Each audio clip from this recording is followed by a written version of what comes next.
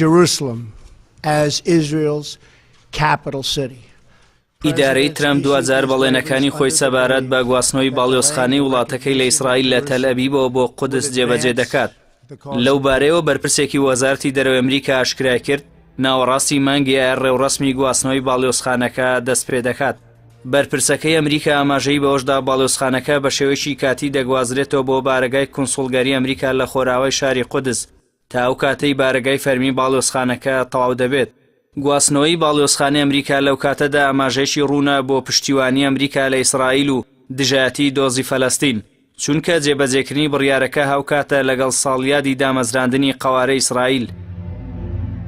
لەلایەکی دیکەوە ڕۆژنامەی تایمز بڵاوی کردەوە کە وەزارەتی دەرەوەی ئەمریکا تاوتوێی پێشنیازێکی شیلدۆن ئەدیلسۆن ملیاردێرێکی ئەمریکی دەکات کە پێشنیازی کردووە خەرجی گواستنەوەی باڵیۆزخانەکە لاستۆ بگرێت.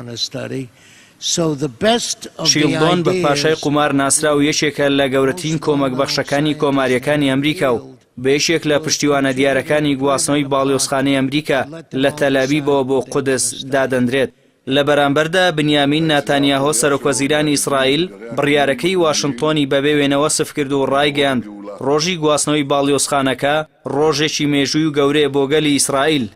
هاوکات وەزیری گواستنەوەی ئیسرائیل سوپاسی ترەمپی کرد و وتیشی لە هەفتەهەمین ساڵیادی دامەزراندنی ئیسرائیلدا هیچ دیاریەک لەو بڕیارەی ترەمپ بۆ ئێمە گەورەتر نییە. سەبارەت بە کاردانەوەی بڕیارەکەی ترەمپ لە ناوخۆی فەڵەستیندا محمود عەباس سەرۆکی دەسەڵاتدارەتی فەڵەستین ڕایگەیاند ئەو هەنگاوی ئەمریکا جێگەی قبوڵ نییە و هەر هەنگاوێکی تاکلایانە شەرعەتی نییە و دەبێتە لەمپەر لە بەردەم پرۆسەی ئاشتی لە ناوچەکەدا. هاوکات ژمارەیەک لایەنی فەڵەستینیە و هەنگاویان ڕەت کردەوە و بە پێچەوانەی بڕیارە نێودەوڵەتیەکان وەسفیان کرد. لەو نێوەندەشدا پارتی گەلی فەڵەستینی لە بەیاننامەیەکدا هەنگاوەکەی ئەمریکای بە سوکایەتیکردن بە هەستی فەڵەستینیەکان و گەلانی عەرەبی و موسڵمان و تێکڕای ئازادی خوازانی جیهان لە قەڵەمدا و ڕایگەیاند لەمە دوای ئیدارەی ئەمریکا وەک چاودێری کێشەی عەرەبی ئیسرائیل قبوڵ ناکەین.